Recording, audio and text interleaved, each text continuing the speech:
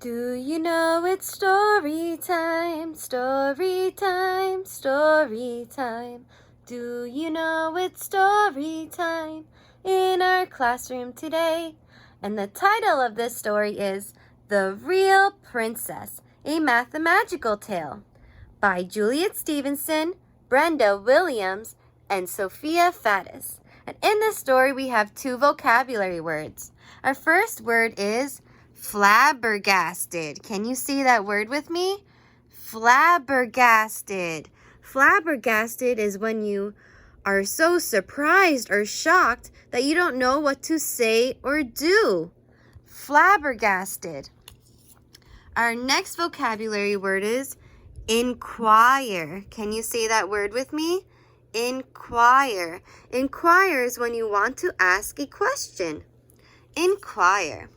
So friends, we're going to read The Real Princess, a mathemagical tale again.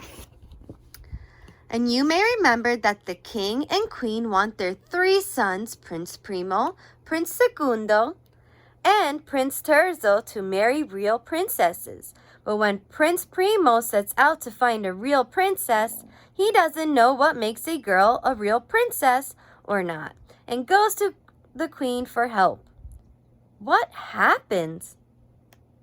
What does the queen do to determine if each girl each son meets is a real princess? Do you remember? If you have an idea, let me know. Now let's begin our story. The Real Princess, a mathemagical tale. Long ago, far away, a king and queen had three sons. The eldest son was called Primo, and the second son was called Segundo. The third son was called Terzo. The king and queen had one butler, 2 footmen, 3 maids, 4 horses, 5 grooms, 6 dogs, 7 gardeners, 8 chimney sweeps, 9 cooks, and 10 soldiers.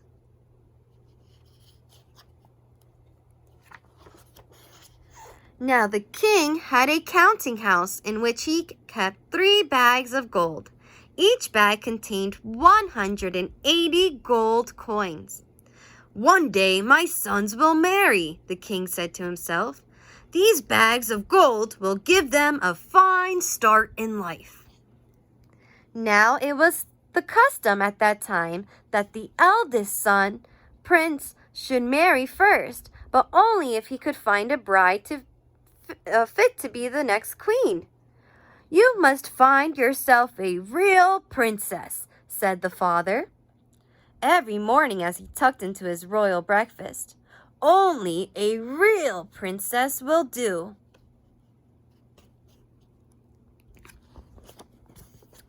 So Primo set off to find a wife. He searched far and wide, but he found fault with every princess he met. "Her nose is too pointy, and she's much too bossy to be a real princess," he sighed. "Her feet are too floppity, and she won't look me in the eye," he complained. The truth was, he simply could not tell if a girl was a real princess or not.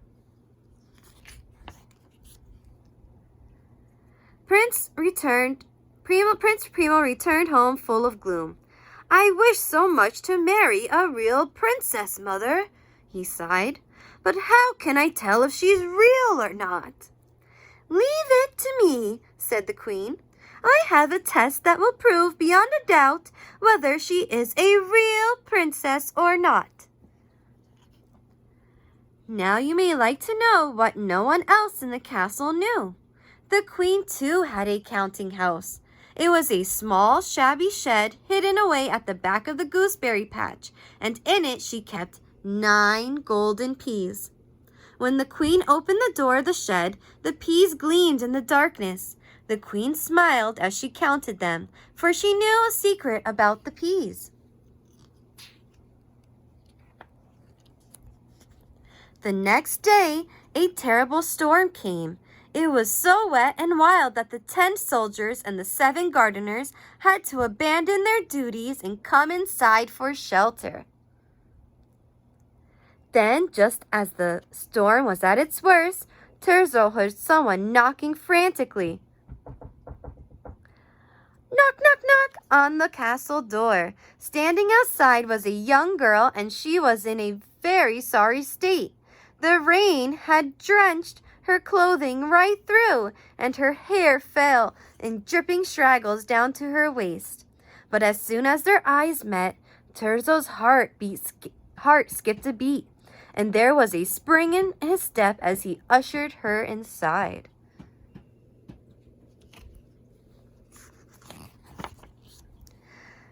That evening, the young visitor washed and dressed and sat down to dinner with the kings and queen and their 3 sons.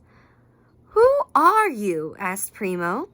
"My name is Numerica, Princess Numerica, actually," said the girl shyly.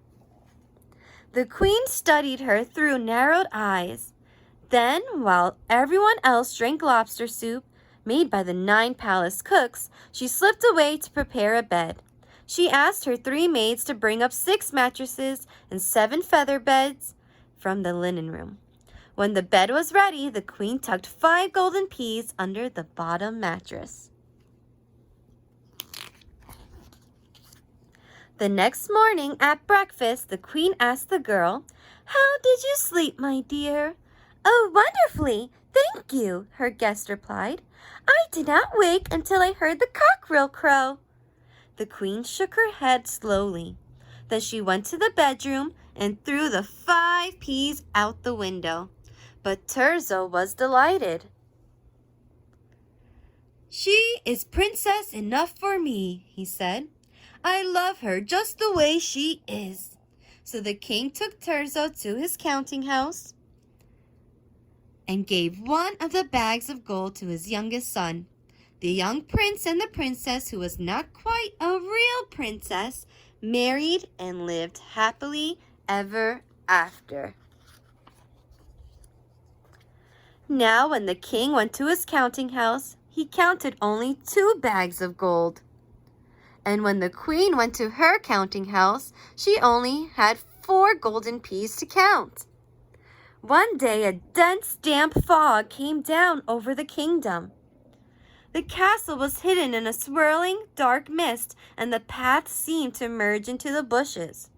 Just when the fog was at its thickest, there was a loud knocking on the castle door. This time, Segundo went to open it. Standing outside was a young girl, and she was in a sorry state. Her dress had been torn to shreds by brambles. Her arms were cut and scratched and bruised, and her hair was tangled and matted with leaves and burrs. But as soon as he set eyes on her, Segundo felt his heart turn a somersault.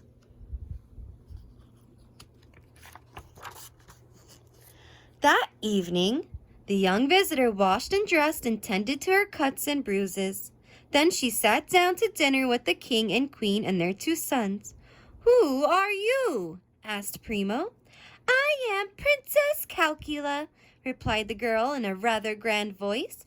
"My parents live in a palace that is twice this size, and they have 3 times as many servants." The queen looked at her guest carefully.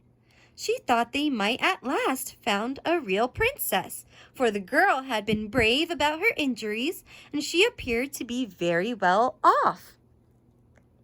While Princess Calcula told everyone about her family's many servants, the queen slipped away to prepare a bed. This time, her 3 maids brought up 8 mattresses and 9 feather beds from the linen room, and the queen tucked 3 golden peas beneath the bottom mattress. The next morning at breakfast, the queen asked the girl, "How did you sleep, my dear?" "Oh, wonderfully, thank you," her guest replied. "I did not wake until I heard the cockerel crow." The queen shook her head slowly, and she went to the bedroom and threw the 3 golden peas out of the window. But Segundo was delighted.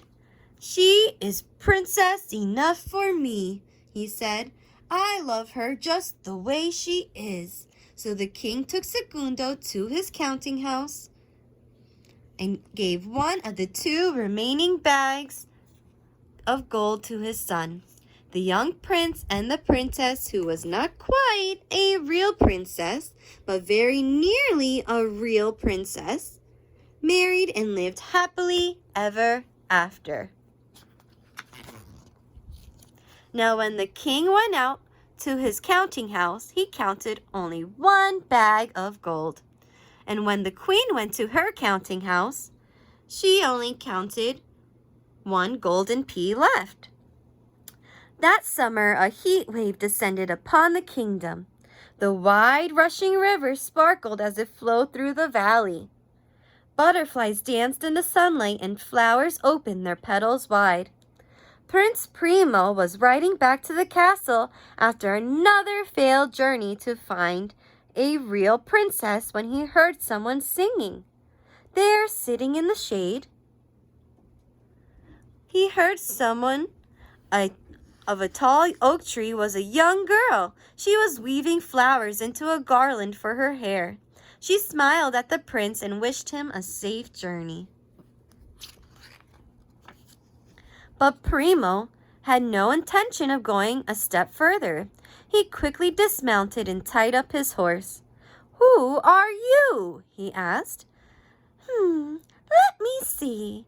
Today, my name's Geometria," she said. "What's yours?" "Primo. Prince Primo, as a matter of fact." Are you a princess by any chance?"